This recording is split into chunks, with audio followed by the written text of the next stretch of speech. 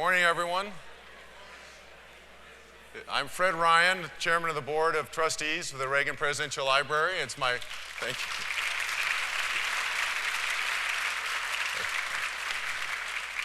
It's my pleasure to welcome you here today for this historic meeting of two great friends and close allies, the United States of America and the Commonwealth of Australia. Today, we will have the unique opportunity to observe the process of international diplomacy at the highest levels by watching and by participating in a press conference by the United States Secretary of State and the Minister for Foreign Affairs of Australia. President Reagan had hoped that the Reagan Library would be a dynamic institution that didn't just look back and study the past, that could be a forum for policymakers to shape the future. And today's meeting that's hosted here, along with the foreign policy initiatives, are significant steps in fulfilling Ronald Reagan's vision for the library. Just a few guidelines. One is to please turn down cell phones. Thanks for the cue. In a moment, we'll be joined by the Secretary of State and the Minister for Foreign Affairs.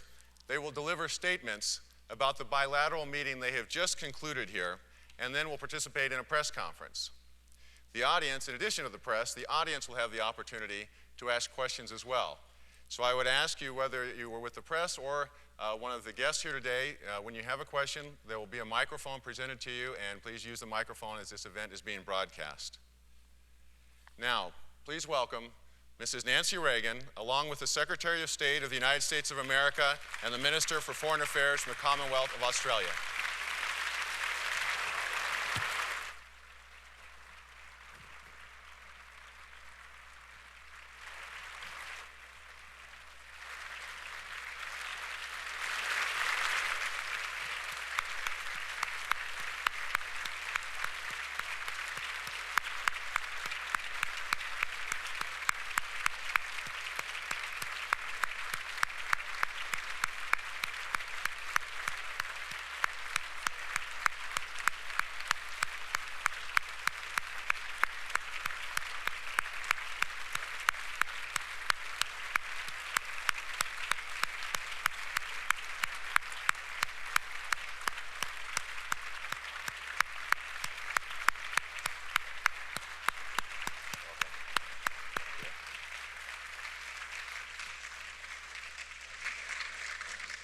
Good morning.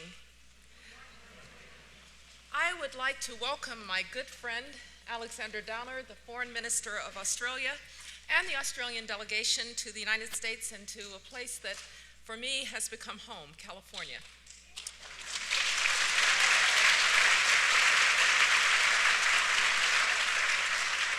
I'm also very grateful to Fred Ryan, the Chairman of the Board of Trustees here at the Reagan Library, and Duke Blackwood, the Executive Director, for all the fine arrangements and for hosting us here.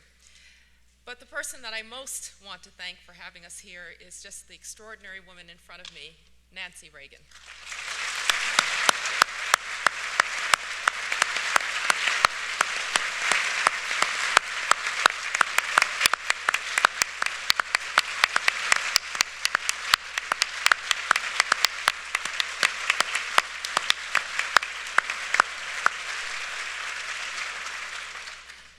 Mrs. Reagan has been a wonderful supporter and friend.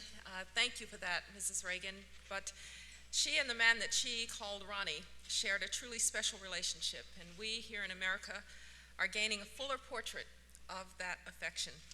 President Reagan's diaries have just been released and published, and in them, he had this to say about his wife. Of all the ways giving her to me is the greatest, and beyond anything I can ever hope to deserve. It's a touching tribute to the depth of their bond and further proof of the spirit and the heart of the woman who is cherished by a president and loved by a nation. America thanks you, Mrs. Reagan, for your contributions to the country, and I thank you for your friendship.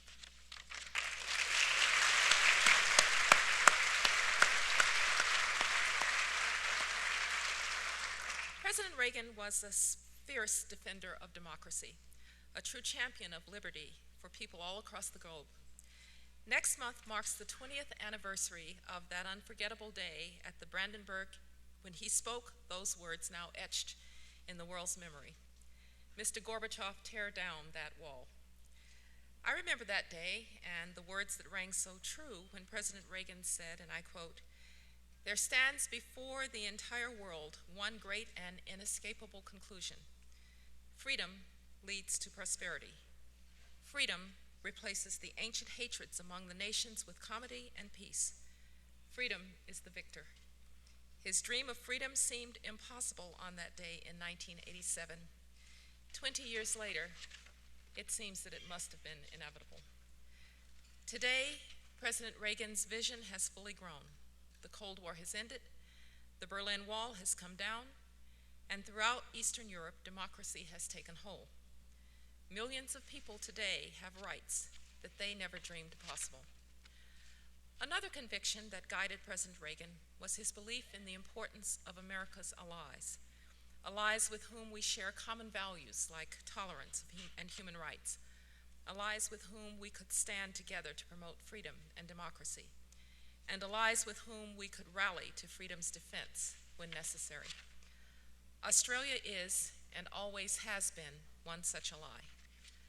Ours is an alliance not of governments, but of peoples, one that reflects the deep bond of enduring ideals and shared history, colonial origins, democratic development, and shared political and cultural values. Most importantly, ours is an alliance that remains strong and unbending, regardless of domestic political concerns in Washington or Canberra. Yes, we've had our differences, as any allies will, but we raise them freely and we address them openly as friends, and we are stronger for it. Foreign Minister Downer and I have just finished a very useful meeting in which we discussed not just the state of our alliance, but how we're putting that alliance to work in the service of great purposes. Today, Australia and the United States are working together to open a path for the advance of hope and freedom worldwide. We're fighting extreme poverty. We're advancing good governance and the rule of law, economic opportunity, and social justice. We're providing stability in a changing Asia. And of course, in the face of a vicious terrorist enemy, we are standing together in the defense of freedom. In times of trouble, when freedom and democracy are threatened, Australians have always been among the first to make the hard decisions, to accept the hard duties, and to fight bravely until the fighting is done. Australia and the United States have fought side by side in every major military engagement since World War I. And today, we are adapting our alliance to the challenges of the 21st century. For those of you who do not recall, Australia's Prime Minister, John Howard, was in Washington on the day of the September 11th attacks. Prime Minister Howard returned to his country, and he mobilized Australia and Australians for a new global fight. And from that day on, Australia and the United States have been together every step of the way. Our troops were first on the ground in the international coalition to defend freedom in Afghanistan and Iraq, and we remain in that fight still. Right now, more than 1,500 Australian soldiers are on the front lines of Iraq and Afghanistan, helping to wage the war on terror. For that, Mr. Foreign Minister, and for the fact that you are increasing your presence in Afghanistan, we thank you. It is a symbol of our rich and long-held friendship. I want to thank you and your country and the brave Australian men and women in uniform for their service, for your dedication, and for your commitment. We are in challenging times throughout the globe. Uncertainties abound, and it probably seems on many days that success is out of our reach. But as a student of international politics, I can tell you that when you look back on history, many events that seemed impossible at the time, in retrospect now seem quite inevitable. Think back to the Brandenburg speech of Ronald Reagan. Did anyone ever really believe that that wall would come down? And indeed, it did. Recently, I spent some time reading the biographies of our founding fathers. By all rights, the United States of America, facing the greatest imperial power of the time, should simply never have come into being. This past summer, I read a wonderful book about Abraham Lincoln and the Civil War. This country should never have survived our violent division to come back united and free. And I stand before you as a woman who was born in Birmingham, Alabama. And who would have thought in September 1963, when my little classmate, Denise McNair, was killed in the bombing of that church, that I would stand before you as Secretary of State.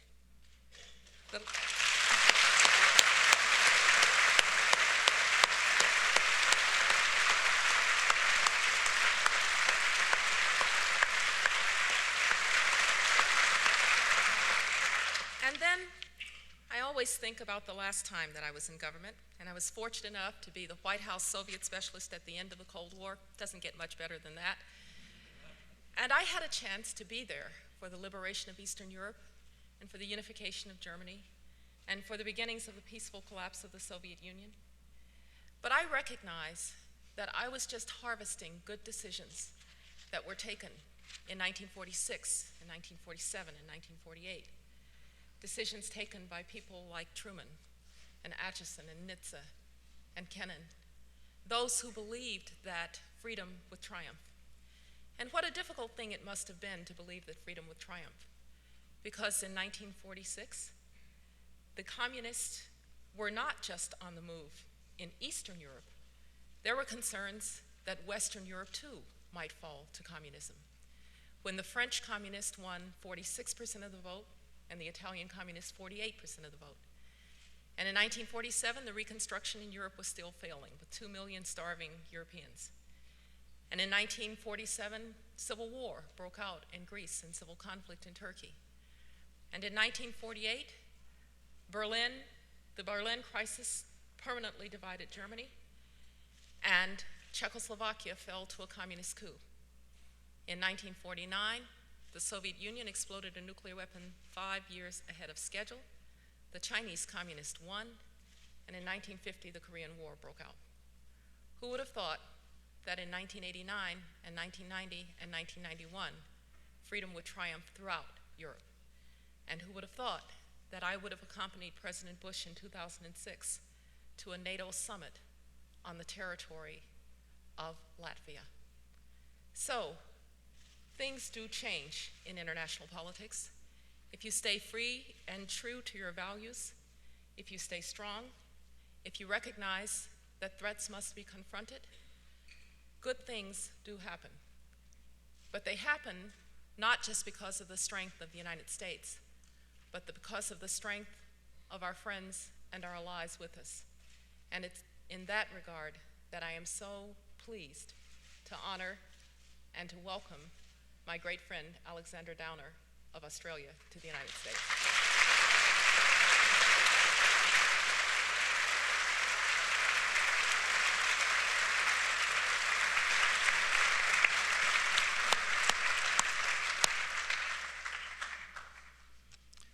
Well, can I just thank Secretary Rice for her kind remarks and say what a great honour it is to be in this room with Nancy Reagan, the widow of that great President of the United States, Fred Ryan, the chairman of the Reagan Presidential Library, and ladies and gentlemen, I visited this library before.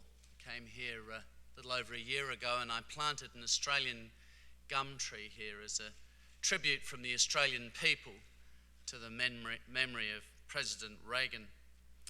This library is an essential stop in California for anyone with a sense of history, and in particular for anyone seeking to understand the American dream. This library honours a man who could justly say at the end of his presidency that he had appealed to the American people's best hopes, not your worst fears, to your confidence rather than your doubts. Nobody could ask for a finer judgment on a political career.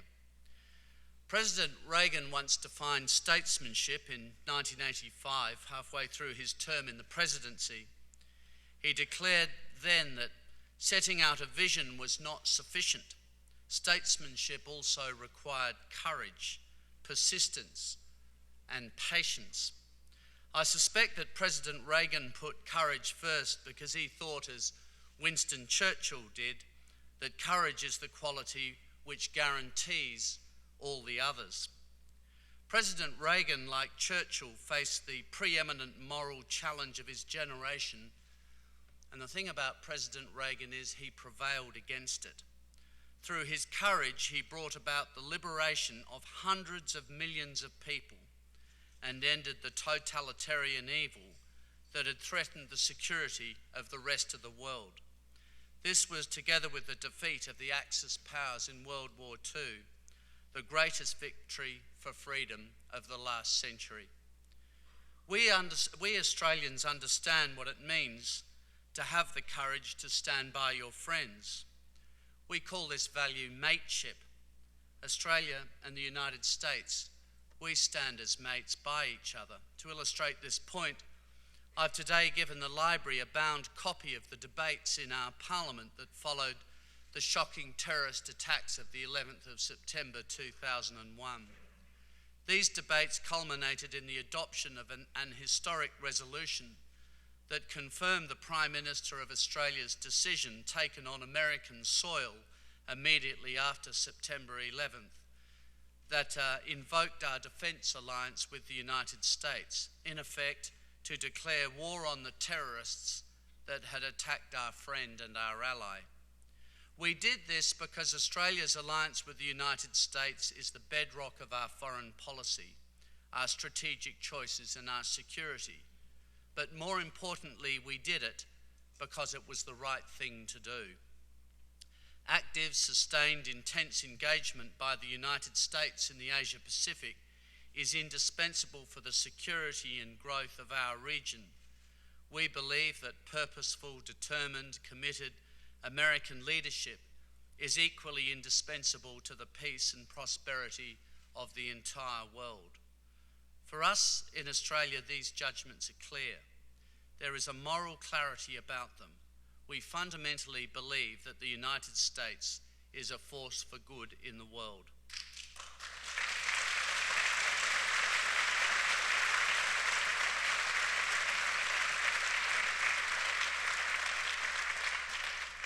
Our alliance is built on strong historical foundations, but we don't take it for granted. And this is an important point. If we did no more than a bare minimum, the United States and Australia would probably always be friends. But to achieve and maintain the level of trust, cooperation and warmth that now characterises the relationship requires a special degree of sincerity and effort. It involves standing by your ally not only when it is convenient, but also when it is inconvenient. As I'm sure comes through from President Reagan's diaries, which I know were released just yesterday, President Reagan knew that history was something that is made by people. We cannot be simply pushed along by events. Now, I too believe that. Australia and the United States, as free, open societies, owe it to ourselves and to each other to work closely together to face the many difficult international challenges that confront us. And I know that we can and that we will do that. Thank you very much.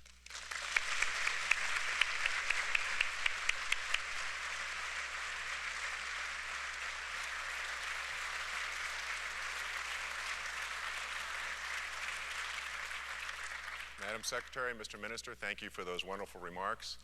We now have a chance for a few questions from the press. Could we begin with Justin Pritchard from the Associated Press? Good morning. One of the challenges is in the Middle East, Secretary Rice. I'm wondering if you're worried that the explosion of violence in an already fragile Lebanon threatens not only the government there, but also the broader stability in the region. Thank you. Well, first of all, let me say that we are completely supportive of the government of Prime Minister Signora as they try to deal with the extremists who would indeed try to bring instability and chaos to Lebanon. The government has responded, its security forces have responded as it is right to do. What is going on in Lebanon is a reminder that these young democracies around the world are under threat from extremist forces that hate the fact of their democracies and that hate the fact of freedom. And when you think, or when anyone says, well, the only target of the extremists is the West or whatever, just remember that the people who are suffering most at the hands of extremists are innocent Palestinians, innocent Lebanese, innocent Iraqis, innocent Afghans, who find themselves under constant assault. So it is a very concerning situation in Lebanon. We are prepared and are trying to help the Lebanese government, but the Lebanese government has stood strong in the face of this threat, and we are quite certain that with the resolve that they're showing, that they are going to be able to handle the situation. I should just say that Lebanon, of course, is consistently under pressure from foreign forces, from foreign influences, particularly Syria and Iran, which would also try and add to that instability. The Syrians were expelled, in effect, from Lebanon after a Security Council resolution and after the people of Lebanon said enough. But they continue to try and influence events there, and we are working immediately on request of the Lebanese government to have the Security Council bring forth a tribunal that can try the perpetrators of the attack on former Prime Minister Rafik Hariri that took place a couple of years ago. So there is a lot of focus and attention on Lebanon, but I would say to the people of Lebanon that the free world and the responsible states stand with them, and their government is acting with strength. Let's take the next question from the Australian, Jeff Elliott. Good morning, Mr. Downer, Secretary Rice. Just on Iran and with regards to talks that the US is going to hold next week in Baghdad, as I understand it, between Washington and Iran. Mr. Downer, I'm just wondering what role, if any, Australia might play in preparing groundwork for those talks, in that Australia takes a different approach on Iran. We have diplomatic relations with Tehran. Wondering if we've had any role at all there in preparatory work. What are you hoping that might be achieved? Is there any time when you'd envisage Australia breaking off diplomatic relations with Tehran, given their nuclear ambitions? And Secretary Rice, what are you hoping from Tehran next week? Well, first of all, as far as Australia's relations with Iran are concerned, we do have diplomatic relations with them, and we do have frequent contact with them in all sorts of ways, including contact from time to time between me and the Iranian foreign minister. On Iraq, I've made the point to the Iranians that they need to think about their long-term strategic interests in Iraq. From Iran's point of view, I would have thought what it wanted was a stable neighbour. It wouldn't, of course, want to see, and they make it clear, the Iranians, that they don't want to see the collapse of the present government in Iraq. They, I think, need to understand that the present government in Iraq needs to be sustained through a process of reconciliation between the Shia and the Sunni, and it's in Iran's interest that that reconciliation works, just to the same extent that it's in the interest of obviously the Iraqi people, but the broader international community. And we made these points to the Iranians on many occasions, and it's been, of course, a matter of great concern to us that Iran has, and there's no secret about this, they have provided lethal equipment to some of the Shia militia groups. And I believe they are continuing to do that. And in the end, encouraging that sort of behaviour, encouraging insurgent activities, I've explained to the Iranians, is not going to be in their long-term best interests. So we have an advantage from our perspective in being able day by day to communicate with the Iranians, and we do on all sorts of things. And we've made our position very clear about their nuclear program. If Iran develops nuclear weapons, the consequences for the whole Middle East will be horrific. Other countries in the region will feel that they have a right to develop those sorts of weapon systems themselves. It could be a major step towards the further proliferation of nuclear weapons. So we join with the international community in trying to discourage Iran from continuing down the path that it's following. As far as the actual talks next week are concerned, I'll leave that to Secretary Rice, but I had the Iraqi foreign minister in Australia this week, and he's talked with a lot of enthusiasm about how he thinks these talks can develop. I think a lot of us, though, who have direct diplomatic relations with Iran, but of course a very intimate relationship with the United States, are able to make it pretty clear to the Iranians that continuing with their current strategy, both their current nuclear strategy and their strategy in Iraq, is in the long term not going to be in the best interests of the ordinary people of Iran. Yes, and we have had the really very strong support of Australia in Iraq, obviously, but also through the IAEA Board of Governors from the very beginning concerning the Iranian nuclear program. And because Australia has diplomatic relations, it has been able to deliver those messages directly. I think that from our point of view, these talks really emerge out of the context of the Neighbors Conference that was held in Sharm el-Sheikh. The neighbors of Iraq undertook certain obligations there, and among those obligations were that they would try and contribute to the stability of Iraq, not its instability. And the Iranians say on frequent occasions that they want a stable Iraq, it's in their interest, but they're not acting in that way. They are supporting groups that are violent and causing deaths of innocents. They are, believe, a source of the technology that is leading to the highly explosive IEDs that are leading to the deaths of so many American and coalition soldiers. And so if Iran does see its interest in a stable Iraq, I would hope that they would align their policies to help bring that about. No one denies that Iran is a neighbor and that it should have good neighborly relations with Iraq. We would hope for that. But these talks are centered on Iraq only, and on helping to bring stability in Iraq. As to the nuclear program, that's on a different track. It is on a track that we pursue with 3 European countries, Germany, Britain, and France, and with Russia and China. The parties, the 6, have put forward a very favorable proposal for Iran if it will suspend its enrichment and reprocessing activities and seek a truly civil nuclear program that doesn't have proliferation risk.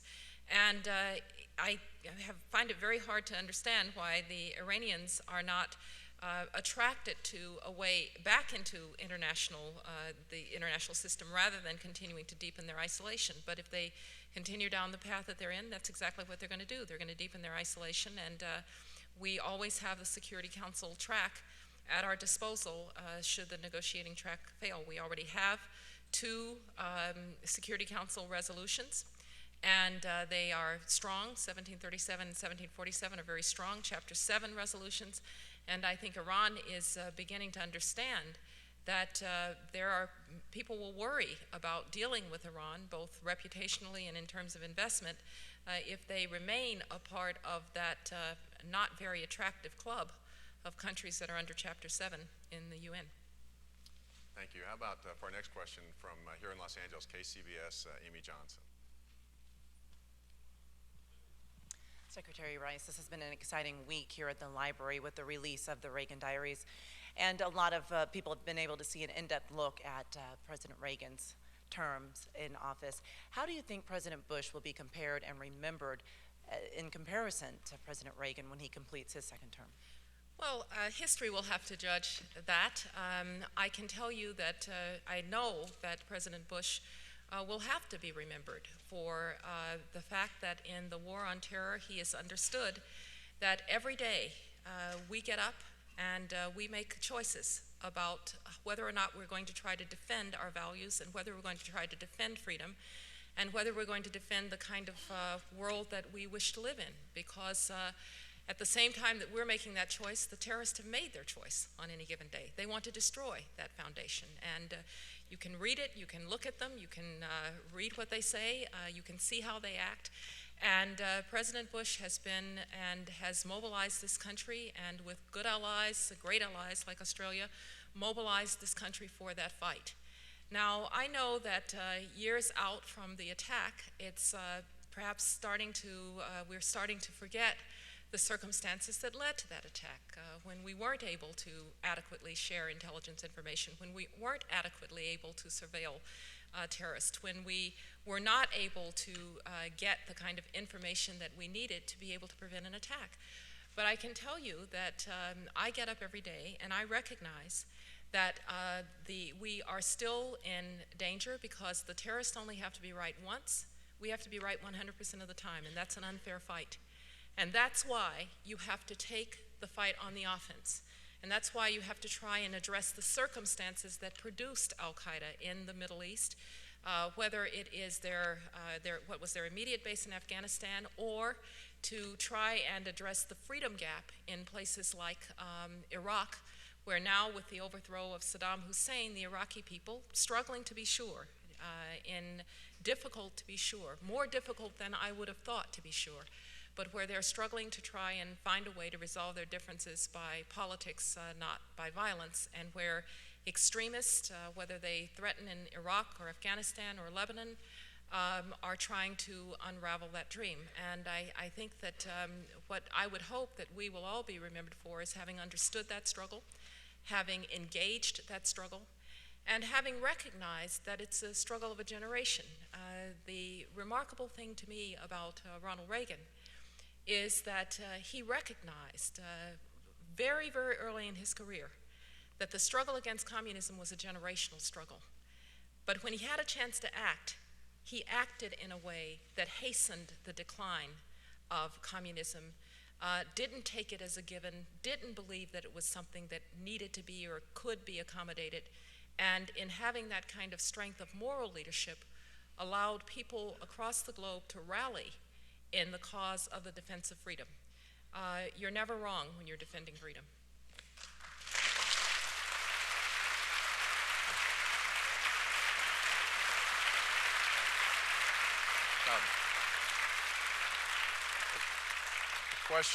Question from Australia's 9 network, Robert Pinford. Yes, a question for Mr. Downer. We've heard that the US and Australia and Japan are now working together to develop a global missile defence shield.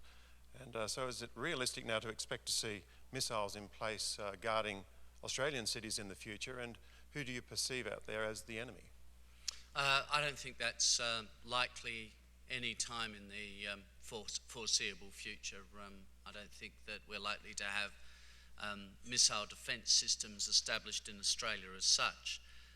But we do support the concept of missile defence, and we do work with our friends and allies on that issue. We've never made any secret of that. I know some people say it's one thing for countries to have missiles, but we think it's a bad thing to have missile defence. I think for as long as others have missiles, you're perfectly entitled to defend yourself. It's always seemed to me to be common sense. Thinking of Ronald Reagan, I remember the so-called Star Wars issue only too well. I might have just been a bit more than a student at that time, but it seemed to me that the argument against it was an argument that, well, maybe it won't work. Well, if it doesn't work, it's not going to do any harm, I suppose. If it does work, it's going to stop missiles raining down on our friends and our allies, and it seemed to me that would be a good thing in the event of the worst possible circumstances arising. But for as long as people have missiles, there'll be a sense that it's common sense to have some kind of a missile defence system. So we support it as a concept. We are not likely to deploy such a system in Australia in the imaginable future, but I suppose way off. That's who knows what strategic circumstances there could be, but there are not the strategic circumstances where we think we would need that ourselves at this stage. But that others, including the United States, see a need for it is entirely understandable, and we're happy to work with them. You've got countries like North Korea developing a long-range missiles, the Taepodong-2 missile system, where you've got other countries doing research and developing ballistic missile systems. I say, well, sometimes they object to missile defence. There's no need for missile defence if nobody has missiles that could be threatening. And I just want to add to what Secretary Rice said about President Bush, because you don't get many foreign ministers commenting on these things, and I don't mind people knowing what I think of President Bush. I've had a lot to do with him over all of the years he's been the President of the United States. He's been a good friend to us, President Bush. He's been a good friend to Australia. And his diplomacy in the Asia-Pacific region has been very effective, and we appreciate that. And we appreciate the way he has successfully handled relations with China and with Japan and with India, major powers in our region, and it's important to us that he and obviously the Secretary of State handle those relations well. And you know, when I think about the war on terror and the decisions he's had to make, these have been tough decisions, and the final judgments about his presidency in relation to some of those decisions will be made years and years off into the future. But one of the things that strikes me about President Bush is that he is a person of enormous courage, and I think the great presidents of American history, the ones who I truly admire, and Ronald Reagan, as I've explained to Mrs. Reagan, has been one of my great heroes, but there have been others who haven't always been very popular. I think of Harry Truman. He was, I think his approval ratings dropped into the low 20s by the time he finished his presidency, and nobody thought he'd get re-elected either, and the Korean War was incredibly unpopular. But he took decisions for the medium and the long term, which actually I have to say I think were enormously important. I remember when Ronald Reagan first became the president, I lived in Europe at that time, and people in Europe were horrified that this warmonger was going to become the president of the United States. They couldn't believe it when he talked about the Soviet Union being an evil empire. I thought, that's right, isn't it? Isn't it an evil empire? That was what I thought. But that seemed to be a rather unpopular view at the time. But what do you think of Ronald Reagan now? You know, he's a man who won the Cold War. That's kind of a good tribute.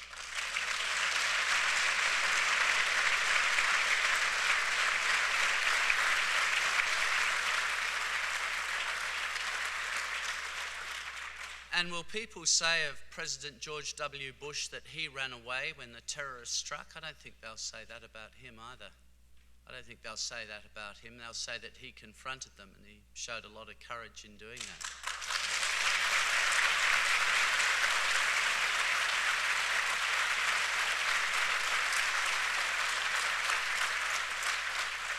Thank you. Shall we take some questions from the audience? If you have a question you'd like to ask, please raise your hand. And they'll bring a microphone to you. Gentleman straight in the middle there. He's got a microphone. My name is Thomas Martinez, and I'd like this question addressed to Madam Secretary. With the recent change in leadership in France, can we expect a favorable change to the United States with their policies, and also with the expected change in England now, can we expect a continued favorable response to our common goals? Well, thank you. Yes, there are lots of leadership changes going on in Europe. I think the thing to remember first and foremost is that these relationships, U.S.-France, U.S.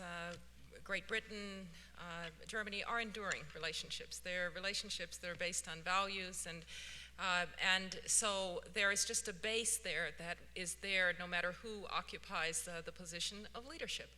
I have often said, and I said when I was in France at one point, our relations with France have always been better in practice than they are in theory. If you look at the areas in which we've been able to cooperate, the gentleman asked a question about Lebanon. We've had extremely strong cooperation on Lebanon with France, and I would expect that many of these enduring elements will continue. But I've met now President Sarkozy.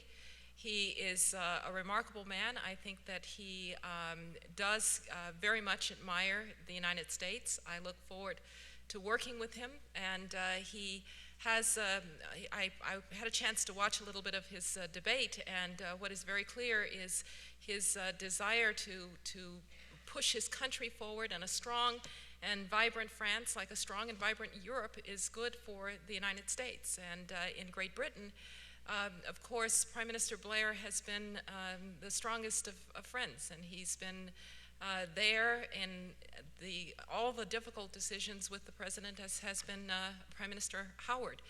I've also met Gordon Brown, and he is also someone I think who admires and respects the United States. We've still got work to do with Prime Minister Blair because we're working almost daily on the issues of Iraq, the issues of the Middle East.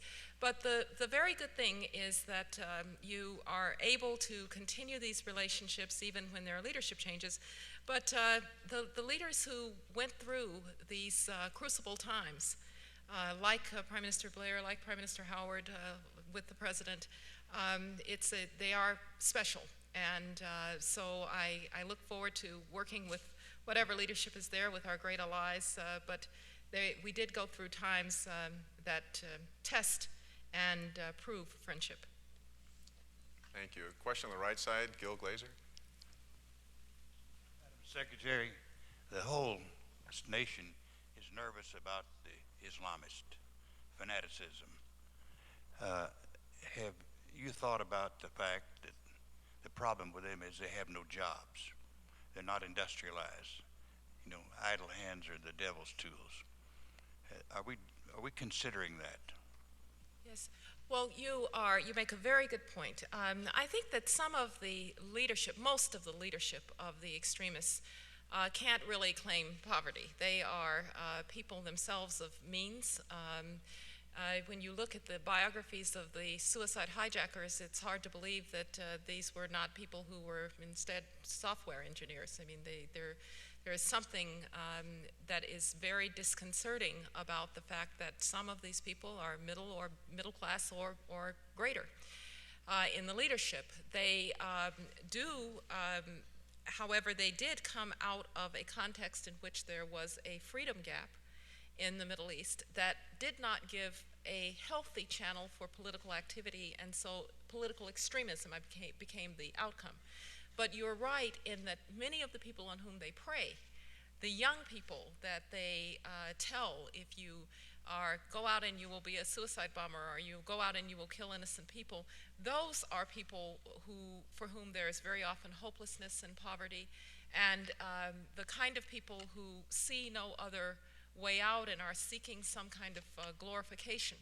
And there, I think that the combination of democratization of these places and the growth of prosperity for people should help us to give people a different kind of future.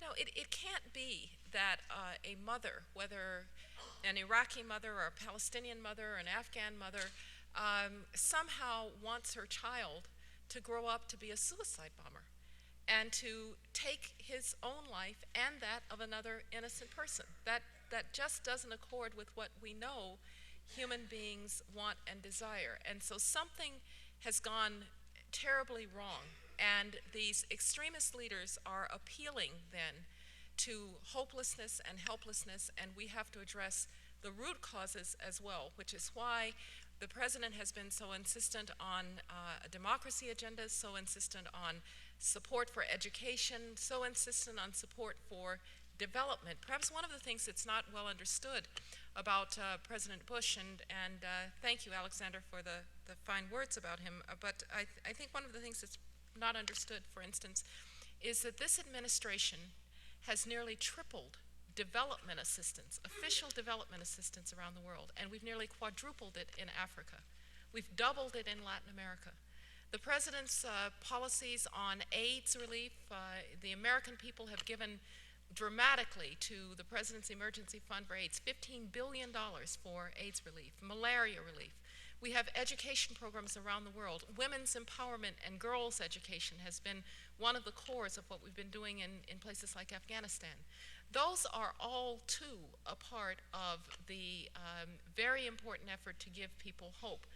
And when you look at a place like Afghanistan, where the extremists ruled in the way of the Taliban, and where girls were neither allowed to read nor go to school, you recognize that however hard life is for Afghans, and it's hard now, the prospect that your girls can now go to school and that they can be educated is going to change the face of that country forever. And so you are right, sir, it is broader than just the fight against the extremists. You have to bring the leadership to justice. You have to put them out of commission. But the people on whom they prey, something needs to be done about the circumstances in which they find themselves. Mr. Downer. Can I just add something to that, because I think this is a perspective that you won't have thought of. I might be wrong, you might have done, but I don't think so. We live next door in Australia to the world's largest Islamic population, Indonesia. There are 200 million people who are Muslims in Indonesia. And what other characteristics does Indonesia have? Well, I'll tell you what Indonesia is. It's a democracy. Indonesia is the world's third largest democracy. If you don't like the government in Indonesia, you don't like the president, who's called President Yudhoyono, if you don't like him, you can join one of the opposition political parties, or you can set up your own political party and campaign against him and go out onto the streets and write letters to the editor and go on talk radio and abuse the president. This is I think this might even happen in this country from time to time. And God forbid that it should happen in our own.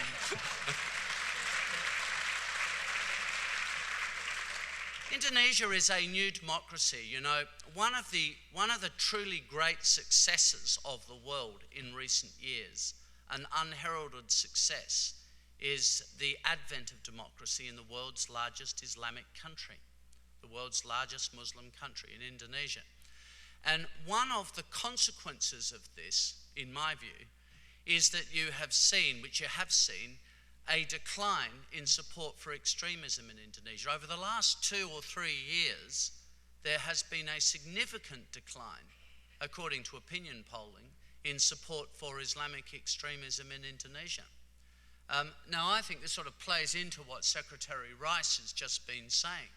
I think that this illustrates the point that where there is no scope for opposition at all, opposition sometimes finds itself in the form of extremism.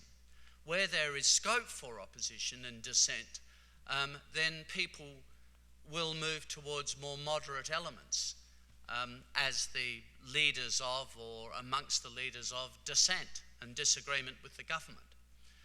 So Indonesia is a very important example of not only Islam embracing democracy, but in doing so where you have seen a decline in support for extremism, and it's a very encouraging development. And you know, when you think of extremism, you think of the Middle East, and a variety of different issues, of course, are involved there, some of which are deeply historic. But you can easily forget that Indonesia has the largest Muslim population in the world, and I think India has the second largest, and those countries are both democracies. I think we have time for one more question. Is there up on the upper balcony a question someone would like to ask? The lady on the right side here.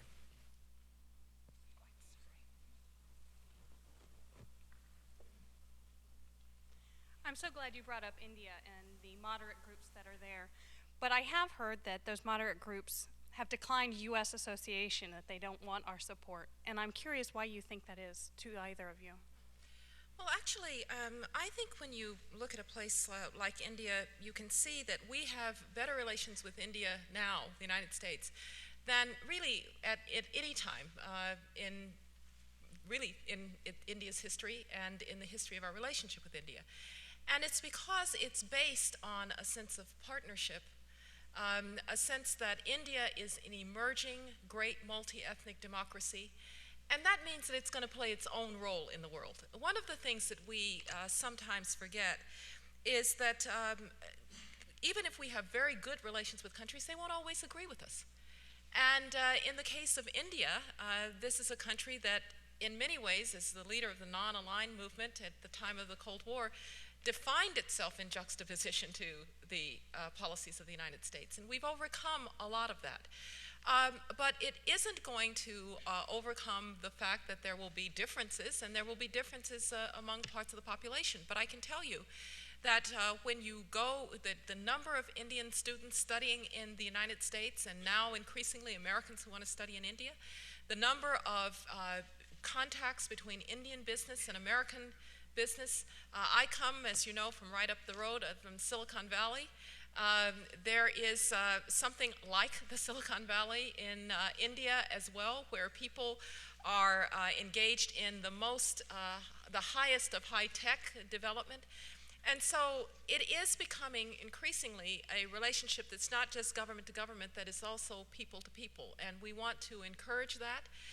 There needs to be more contact between Indians and the citizens of India and America. I will tell you that one of the great bridges is that we have a wonderful, extraordinarily vibrant Indian American culture and population in the United States that provides some of those links.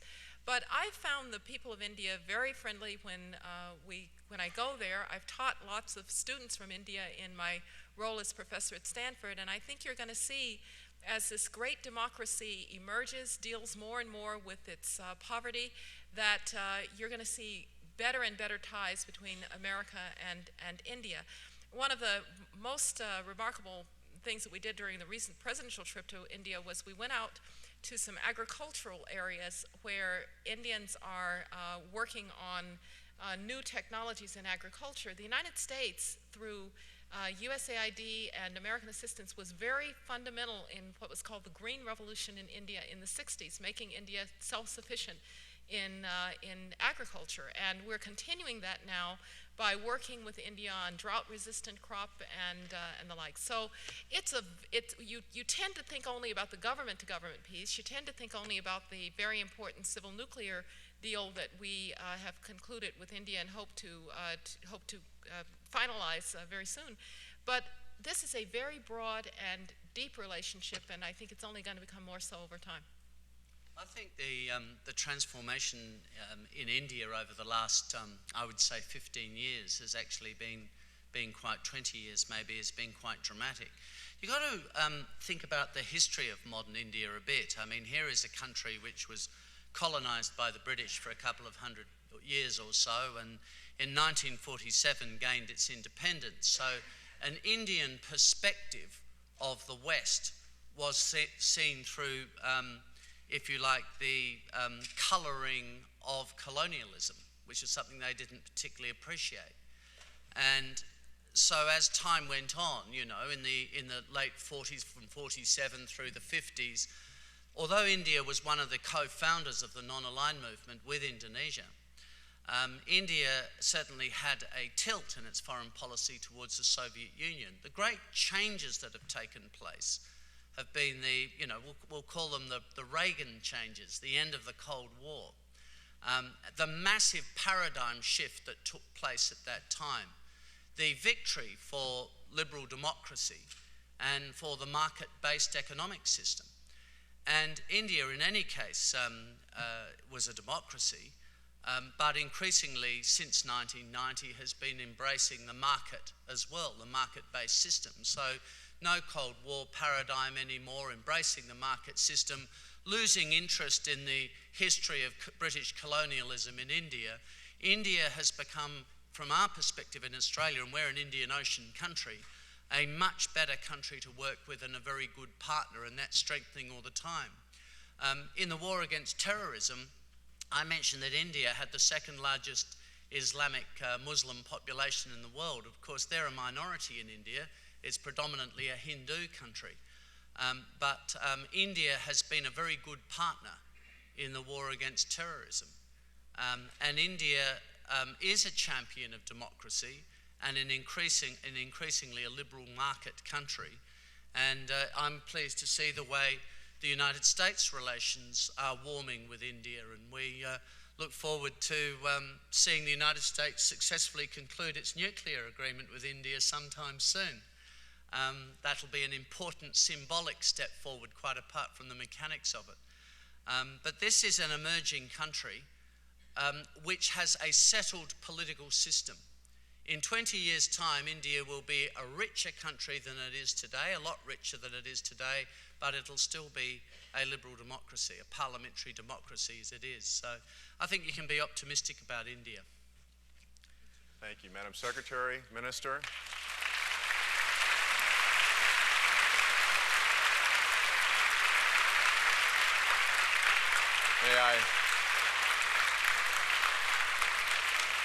May I just add,